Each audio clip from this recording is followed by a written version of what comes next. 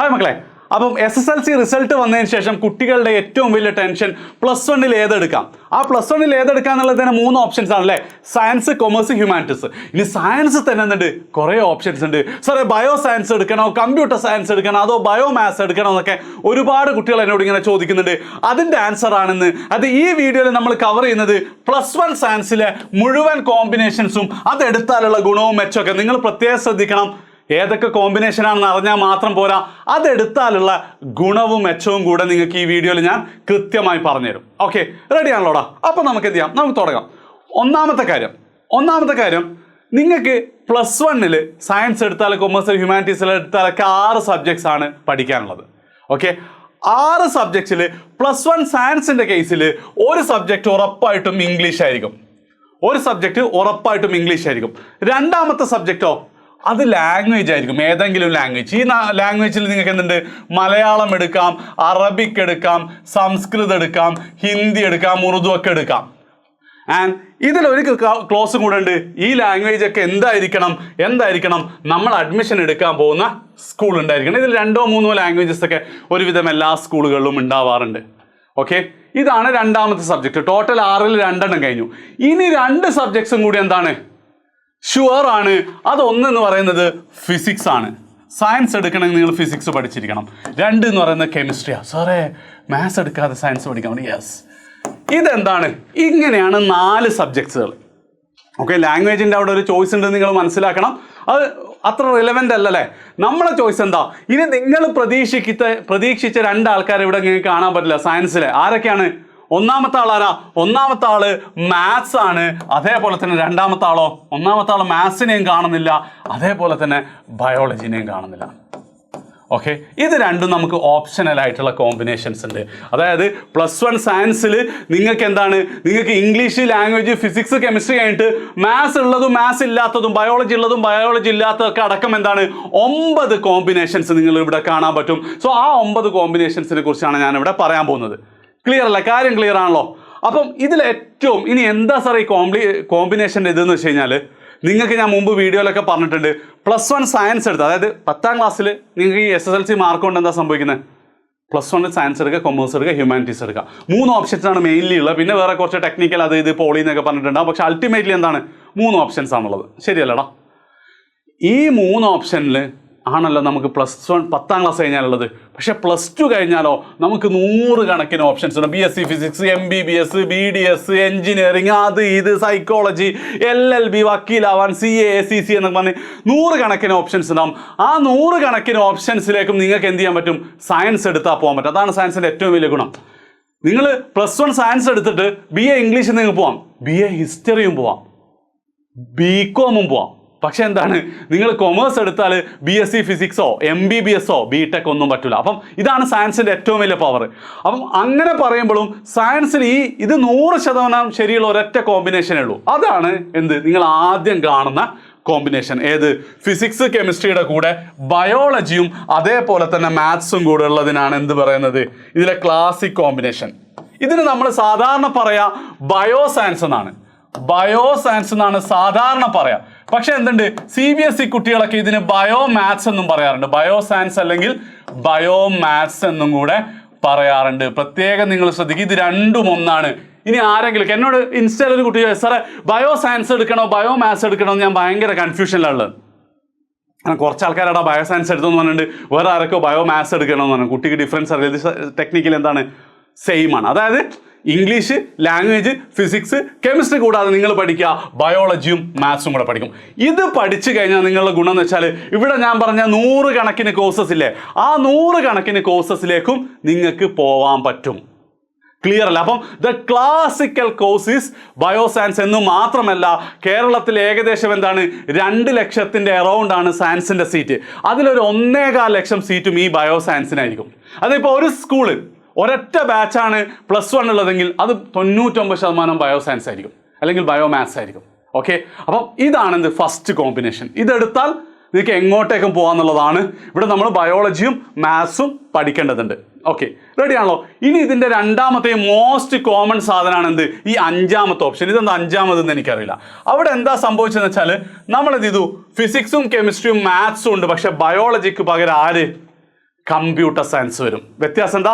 ബയോളജിനെ replace ചെയ്ത് computer science വരും. ഇതിന് നമ്മൾ പറയുന്നത് എന്താണ്? കമ്പ്യൂട്ടർ സയൻസ് എന്നാണ് ഈ ഒരു ബ്രാഞ്ചിന് പറയാം. Computer science. ഇതാണ് ബാക്കി 2 ലക്ഷത്തിലുള്ളത്. ഒരു 50,000 60,000 സീറ്റ് ഉണ്ടാവും ഈ കമ്പ്യൂട്ടർ സയൻസിനായിരിക്കും. ഓക്കെ, ഇപ്പോൾ ഒരു കോളേജ് സ്കൂളിൽ 2 ബാച്ചിന് ഒന്ന് ബയോ സയൻസും ഒന്ന് കമ്പ്യൂട്ടർ സയൻസ് ആയിരിക്കും. കമ്പ്യൂട്ടർ സയൻസ് എടുത്താലുള്ള പ്രശ്നം എന്താ? കമ്പ്യൂട്ടർ സയൻസിനുള്ള പ്രശ്നം എന്ന് വെച്ചാൽ ബയോളജി +1 പഠിക്കേണ്ട കുറേ ഓപ്ഷൻസ് ഉണ്ടാവും ഡിഗ്രിക്ക് പോകും. ഇപ്പം MBBS പറ്റില്ല, നിങ്ങൾക്ക് ഡോക്ടർ ആവാനേ പറ്റില്ല, നഴ്സിംഗ് എടുക്കാൻ പറ്റില്ല, അങ്ങനത്തെ മെഡിക്കൽ റിലേറ്റഡ് ആയിട്ട് BSc സുവോളജിയോ BSc ബോട്ടണി അങ്ങനത്തെ ഒന്നും നമുക്ക് പഠിക്കാൻ പറ്റില്ല. അതൊക്കെ വരുന്ന ബയോളജി ആവശ്യമുള്ള കോഴ്സുകൾ ഡിഗ്രിക്ക് അങ്ങനെ നമുക്ക് +2 ശേഷം നമുക്ക് പോകാൻ പറ്റില്ല. ഇതിന് കമ്പ്യൂട്ടർ സയൻസ് ബാക്കിയൊക്കെ പോവാം. ലോജിക്ക് മനസ്സിലായില്ലേ? അല്ലേ? ലോജിക്ക് ക്ലിയർ അല്ലേ? അല്ലേ? അതായത് ബയോളജി റിലേറ്റഡ് ഒന്നും ഇപ്പോൾ ഞാൻ എന്തായാലും ഡോക്ടർ ആവൂല, അല്ലെ മെഡിക്കൽ ഫീൽഡിലേക്ക് എനിക്ക് പോകണ്ട, ബയോളജി റിലേറ്റഡ് പോകണമെങ്കിൽ computer science is very good.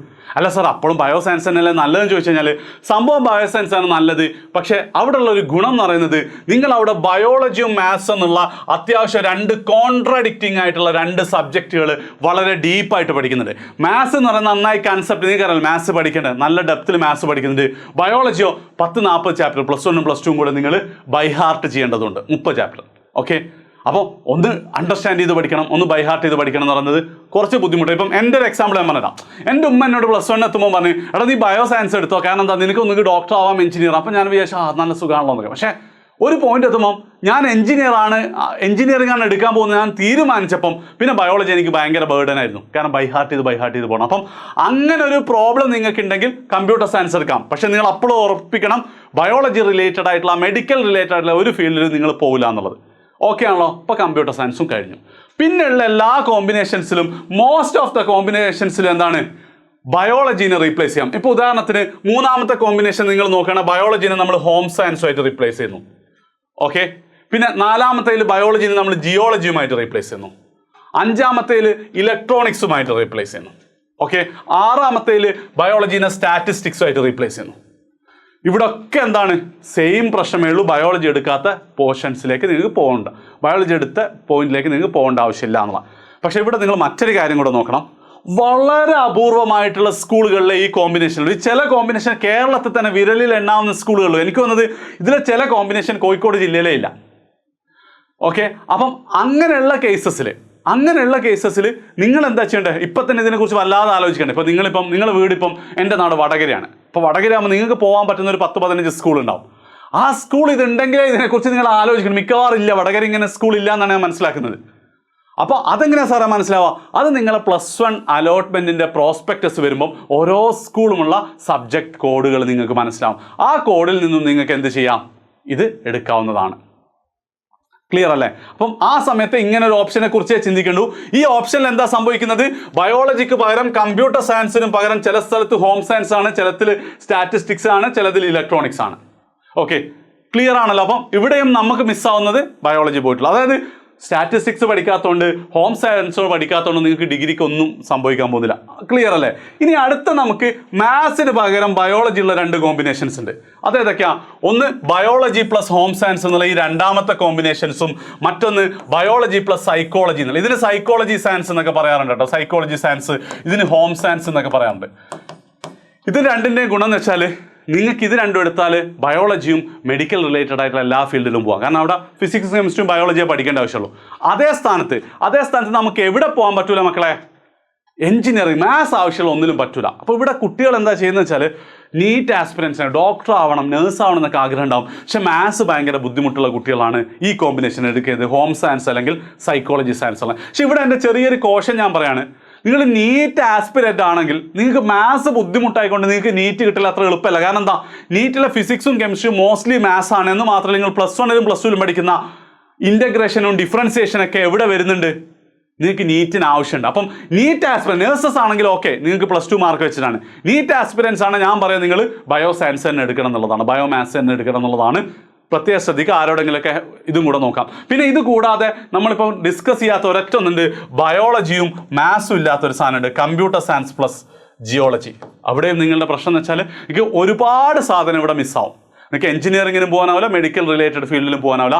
Least ഇതാണ്. വളരെ കുറച്ച് സ്കൂളുകളിലെ ഈ കോഴ്സുള്ളൂ കേട്ടോ, 3-4 സ്കൂളുകളിലൊന്നാണ്. പ്രോസ്പെക്ടസ് വന്നാൽ നിങ്ങളുടെ ചുറ്റുമുള്ള സ്കൂളിൻ്റെ കോഴ്സാണ്. എല്ലാം ക്ലിയർ ആയല്ലോ? ഇനി നിങ്ങൾ കമൻറ്റ് ചെയ്യും. നിങ്ങൾ ഏതാണ് എടുക്കാൻ തീരുമാനിച്ചതെന്നുള്ളത്. ഇനി എന്തെങ്കിലും സംശയം ഉണ്ടെങ്കിൽ അതും എന്ത് ചെയ്യുന്നു നിങ്ങൾക്ക് ചോദിക്കാവുന്നതാണ്. ഓക്കെ, മാക്സിമം എല്ലാ ഫ്രണ്ട്സിനും ഷെയർ ചെയ്യാം. ബൈ.